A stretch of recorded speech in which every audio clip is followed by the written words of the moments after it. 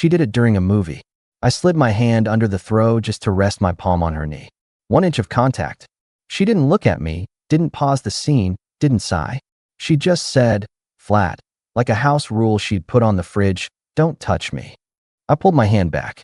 "Okay. Seriously," she added, eyes on the screen. "It messes with me. That an allergy now?" I kept my tone even. "Just watch." I watched the rest with my hands tucked under my arms. Credits rolled. She stood, stretched, and went upstairs to wash her face like nothing happened. If I'd known where it was headed, I would have handled it 3 months earlier. In the beginning, it looked like tired. You know how it goes. The bedtime kiss gets skipped one night, then 2. The hug in the kitchen turns into a pat on the shoulder without eye contact. Hands used to find each other at the crosswalk. Now it was only my fingers dangling. I told myself we were busy. Quarter end, her new project, the dog's stomach problems, the neighbor's fence. Adult stuff. Logical stuff. It was easier to believe in logistics than to say the quiet part. I was turning into furniture. The next evening, I set 2 mugs on the counter. She breezed past me, clipped her hair, and scrolled through her phone at the island. "You want tea?" I asked. "I'm fine." "You sure?" "I already boiled water." I said I'm fine. So I poured 1 mug and took it to the porch. Night air, 1 car rolling by. I sat long enough to watch the transform lights across the street kick on, then went back inside. She was on the couch with a blanket over her legs, knees drawn tight like a barricade. I didn't try a second time. By the weekend, I could map it. Light banter? Gone. Quick kiss before I left for the gym? Gone. Shoulder squeeze when I carried in groceries? Gone. In bed, I still tried to cuddle, slow and simple, like a steady breath. She tensed. "Can you not?" she said into the pillow. "Not what?" "Just don't." "Got it." I rolled to my side and stared at the closet door. I didn't sleep much. In the morning, I made eggs and set a plate for her. She came down, opened the fridge, took a yogurt, and left the plate untouched. "You're skipping breakfast?" I asked. "I'm not hungry." "All right." I ate both eggs. No drama. No speeches. I noticed the pattern and wrote a quiet rule in my head. If warmth is a one-way street, I'm not driving it. Monday night, we were supposed to meet Laura and Greg for dinner. Longtime friends. Text from Laura mid-afternoon. "Can't wait to see you too." I looked at the text and felt nothing but a small dread of playing the happy pair. I stood, walked down to my manager's office, and said, "I'm starting at 7 tomorrow. Want me to run point on the warehouse walkthrough?"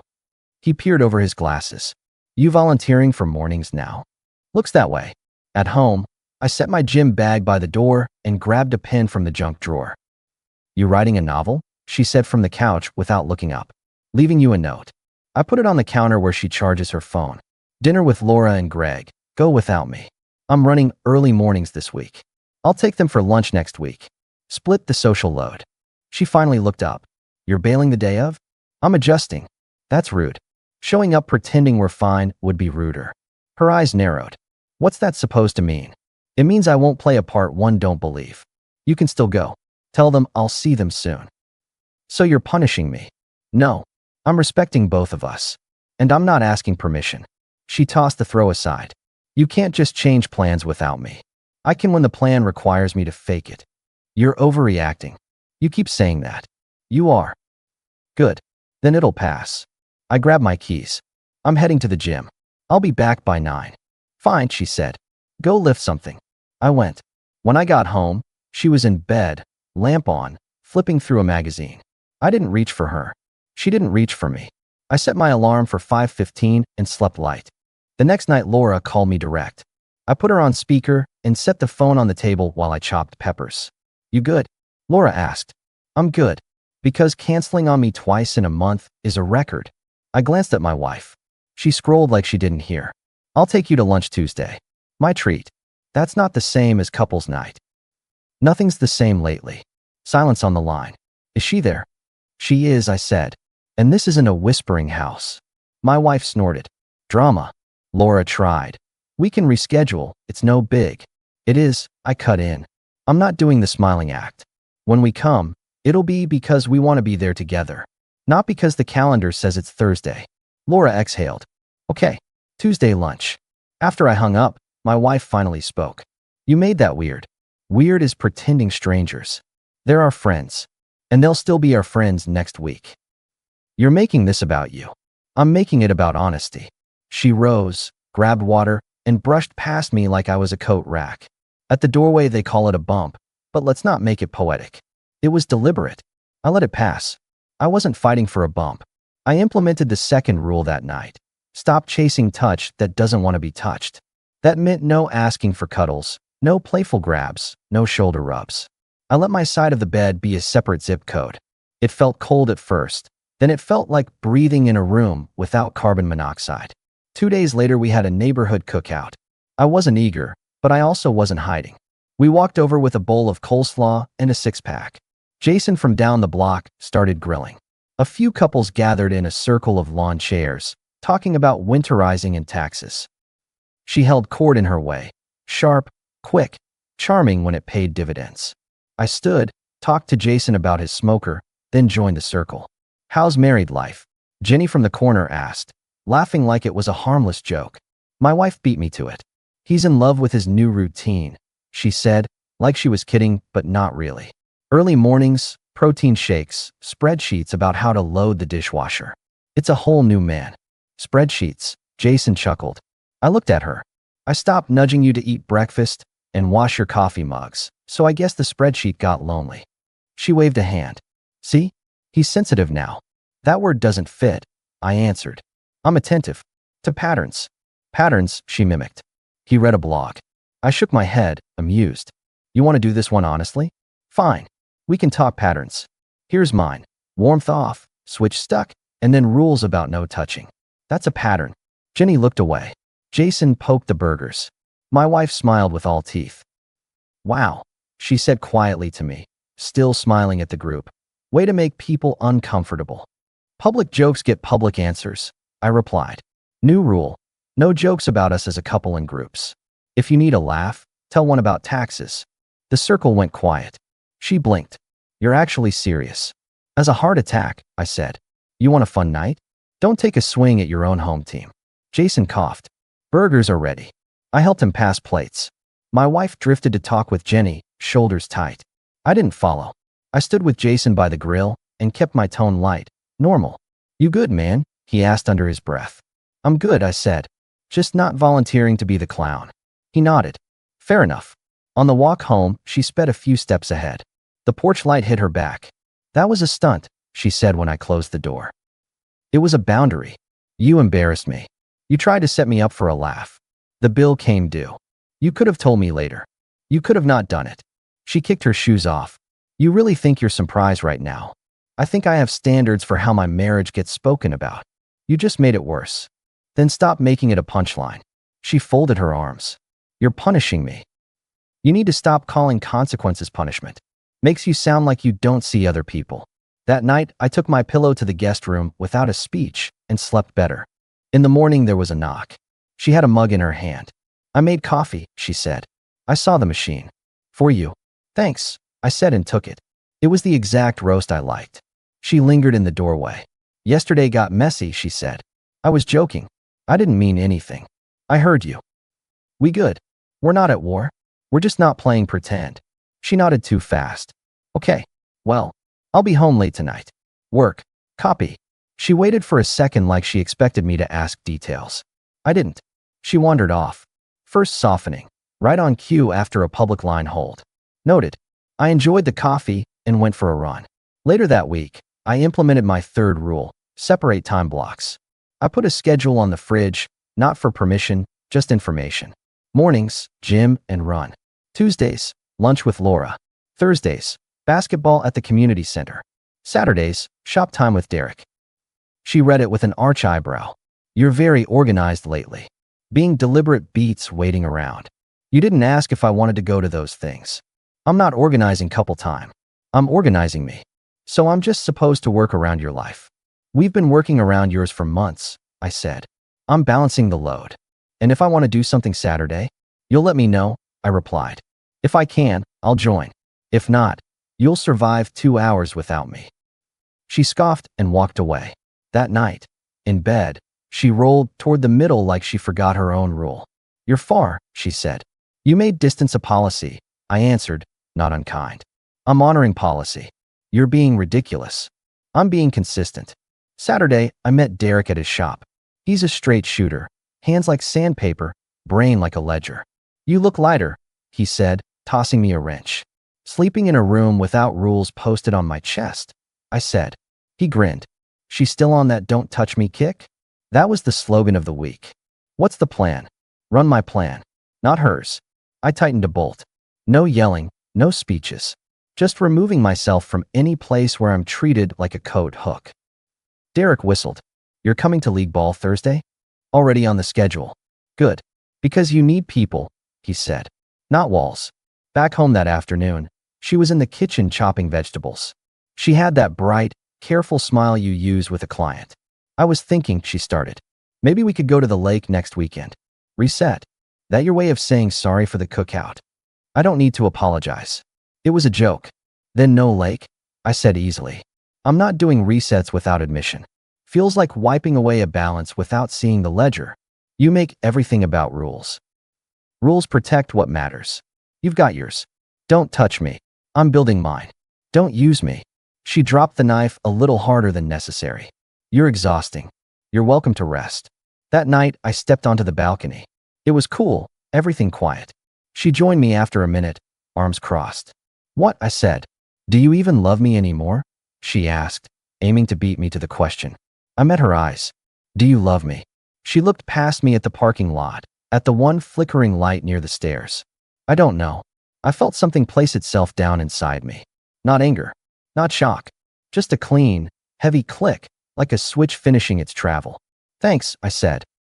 For what? She asked, defensive. For telling the truth. She frowned. What does that mean? It means I'm done asking. I'm done auditioning. I'm done waiting for a hand that doesn't want to be held. You're twisting my words. I'm letting them be exactly what they are. I opened the sliding door. I'm going to sleep. You're not going to talk about this? She called, following. I just did. I picked up my pillow. Tomorrow I'll be up early. Don't wait on me for breakfast. In the morning I laid out meal prep, set up my weights, updated my calendar. No speeches. The house felt like a co-working space. She hovered in doorways, studying me like a new appliance. By midweek, she opened soft again. I came home from basketball to find the dining table set, candles unlit. She wore a dress I hadn't seen in months. I made dinner, she said. Thanks, I replied, hanging my keys. Sit. Eat with me. I sat. Food was good. She spoke like she was testing every word for risk. I've been stressed, she said. Work, my mom, all of it. I know I've been off. Yeah. I didn't mean to push you away. You did it on purpose, I said, calm. To keep control of distance. I get it. That's not fair. It's accurate. She set her fork down. I'm trying, okay? What does trying mean? This, she gestured to the table. This is dinner. Trying looks like owning the problem and changing it without me baiting you. So what? I grovel now. You tell the truth now. And you stop using ice as leverage. She stood abruptly and started clearing plates. Forget it. I won't forget it, I said. I'll just live around it. The next day, her sister invited us to a late birthday thing at a bar downtown. I didn't want to go, but I went anyway for one reason. If someone is going to make you small in public, you take the mic back in public. We arrived, said hello to a cluster of her family. Her sister hugged me with that extra beat two people share when they've seen things and aren't saying them out loud. Good to see you, she said. You two hanging in there? We're good, my wife answered quickly. I stepped to the side and spoke to her brother-in-law about construction permits. A few minutes later, my wife pulled me close by the elbow and whispered, smile. I looked at her. No, please just be normal. Define normal. Friendly. Not whatever this is. I'm friendly, I said. I'm not stage dressing. She exhaled through her nose. You're impossible. Her sister raised a glass. To another year older and still not wiser. Everyone laughed. My wife threw an arm across my shoulders, sudden, bright. And to my husband, she added loudly, who finally found something to care about besides his own routines. I removed her arm and spoke evenly to the group. I care about respect first. Everything else is optional. Her cousin Max chuckled nervously. Whoa. Her sister shot my wife a look like, not the place. My wife forged ahead. He's mad because I asked for space. Now he's doing this schedule thing. Which is keeping me sane, I replied. since affection is billed by the hour around here. A couple of people tried to redirect. Music went up a notch. My wife leaned in, voice sharp. You're making me look bad. You did that when you turned me into a prop, I said. New rule. If you touch me for optics, I step away. She stared. You can't be serious. Watch me. I excused myself and went to the bar for soda water. Derek texted, You alive? I sent a thumbs up and a photo of a lime wedge. When I came back, my wife had gathered a mini circle, telling a breezy story about traffic and deadlines. She glanced at me, expecting I'd return to the orbit. I didn't. I sat at the far end with her brother-in-law. We talked about home projects and taxes and, yes, schedules. When we left, she kept a few steps ahead again. In the car, she said, You love making a point. I love not being handled. You left me to fend for myself. You threw me on the stage and then acted shocked when I turned the lights up. Can we please stop with the metaphors? She snapped. Done, I said. Here's plain English. Do not use me for image. She drummed her fingers on the armrest. Fine. Sunday morning, I cleaned out my half of the closet. Half went into boxes, half stayed. I moved a set of tools to the trunk. I moved my passport, old photos, my watch, my dad's pocket knife, into a small fireproof bag. What are you doing? She asked from the hallway.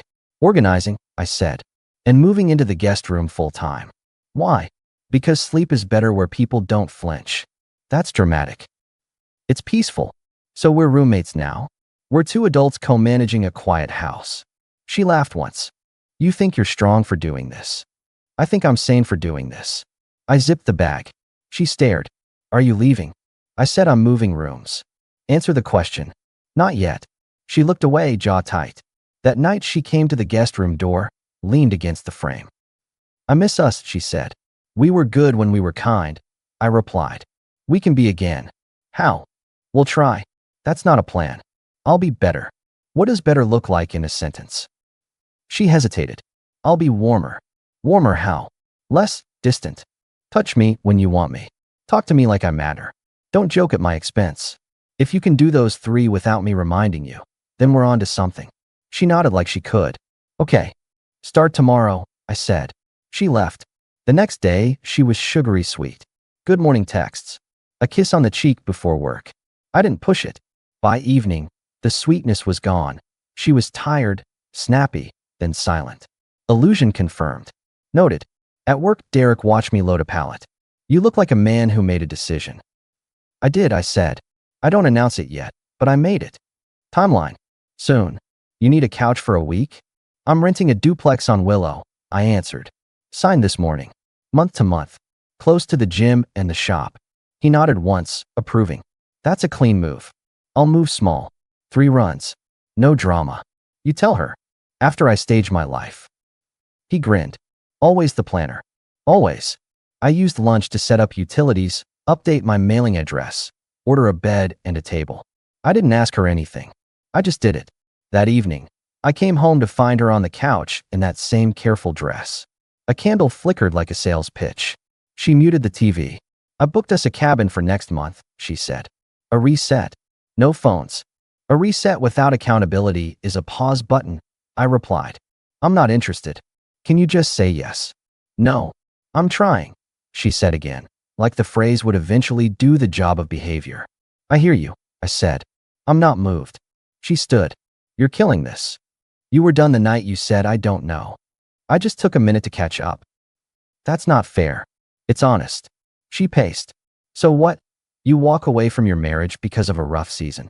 That's weak. I walk away from a contract that one party decided to unsign. You're twisting again. I'm quoting you. Tension sits heavy in a house like a fog machine. The quiet got ridiculous. I slept well anyway. On Thursday, I met Derek and 2 others at the gym. We ran full court with a couple of younger guys who thought finesse beat fundamentals. It doesn't. We won ugly, which is still winning. In the locker room, Derek tossed me a towel. You doing it tonight? He asked. Not tonight. Saturday morning. Need me there? No. This one I do solo. He clapped me on the shoulder. Call me if you need a truck. I've got it. I spent Friday moving a few boxes to the duplex, hanging a curtain rod, setting basic dishes in the cabinet. My key ring felt lighter with a second place to land. On the way back, I stopped by the community center bulletin board and put a note about Saturday pickup games. People need anchors. I was laying mine. That night she came into the guest room without knocking, sat on the edge of the bed. "I miss your hand on my back," she said. I looked at her. "You made a rule." "I know." "You enforced it hard." "I know." "It worked." She searched my face, ready to find softness. "I can change." "I'm sure you can," I said. "But I'm not waiting anymore. Please. I don't do warmth on credit. You're cruel." "I'm clear." She slapped the bed once like a child denied a toy, then stood and left. I slept 9 hours. Saturday morning, I poured a black coffee, put my keys in my pocket, and set an envelope on the kitchen counter. She walked in wearing sweats, hair up. "What's that?" she asked. "Information," I said. She picked it up, glanced. A simple letter. My new address. The day I'd be out. A short list of utilities I was removing my name from at the end of the billing cycle. A line about the storage shelf I'd bought that I was leaving. Dates, bullets, no adjectives. This a joke? No. You're leaving me. I'm leaving this arrangement. You can keep the living room exactly how you like it. You can keep your distance. You can keep your rule. You're abandoning me. I'm handing you what you built, a life with space. You finally get it. You can't just. I can, I said. And I am. She grabbed my wrist. So that's it. I gently removed her hand. Don't touch me, I said, same tone she used on the couch that night. Her mouth opened like she'd say something big. No words came out. She wasn't used to hearing her own rule.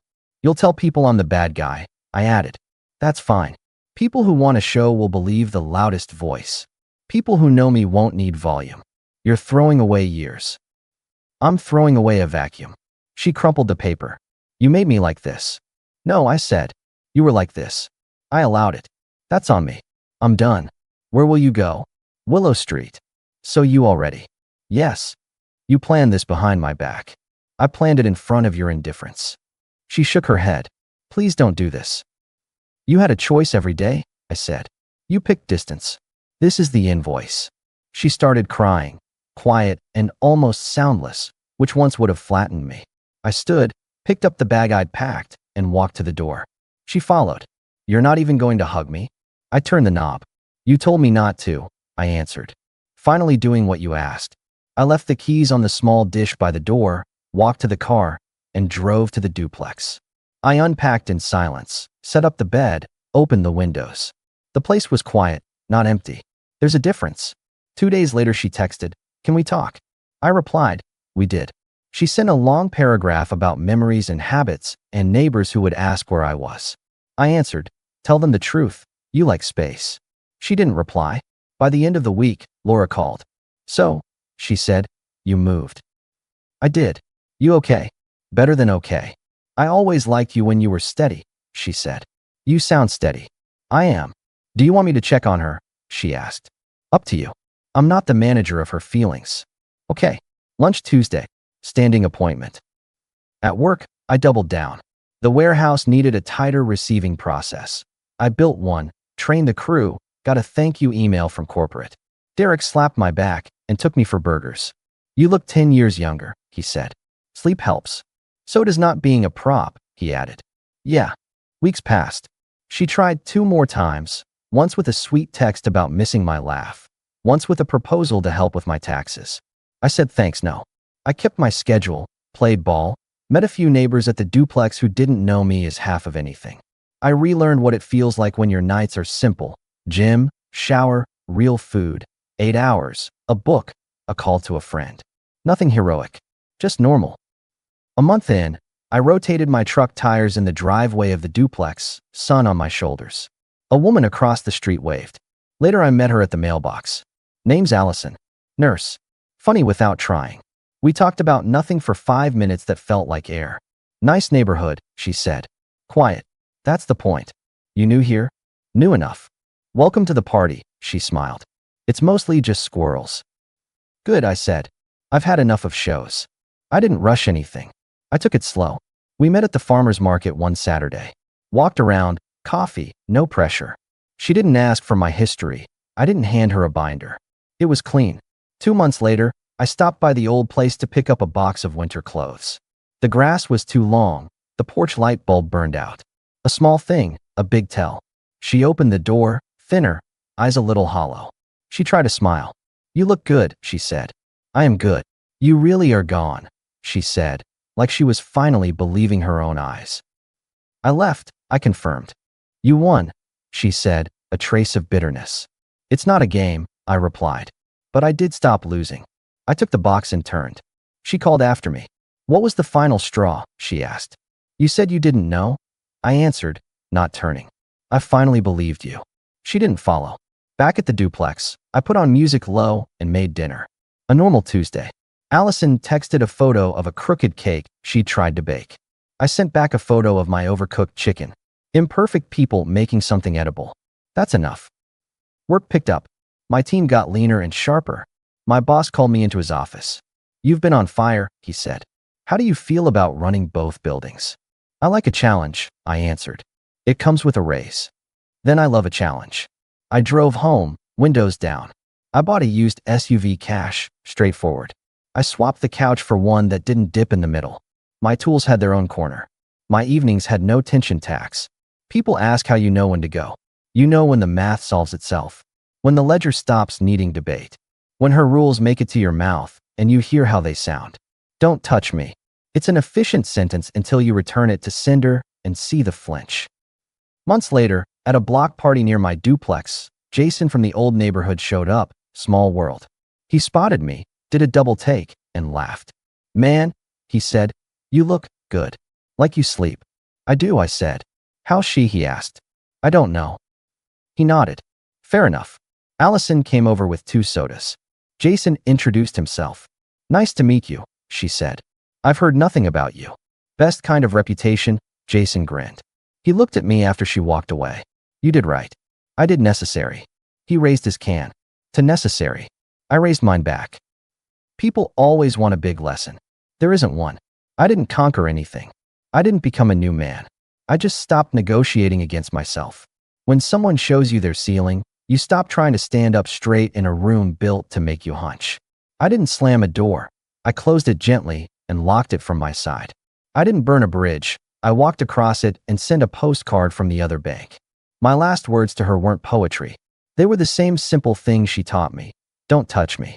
Only I used them for what they were, a boundary, not a weapon. These days my life is quiet, deliberate, and mine. I have a small home that smells like lemon cleaner and coffee. I have friends who call to talk about real things. I have a woman who laughs at bad jokes and doesn't need a stage to feel real. I work hard, sleep well, and show up where I say I will. She wanted space. She has it. I wanted respect. I gave it to myself. That's the whole story. No epics, no firefights. Just a man stepping out of a room where warmth was rationed and finding a place where it isn't. If I'd known where it was headed that night on the couch, I would have saved us both time. But I learned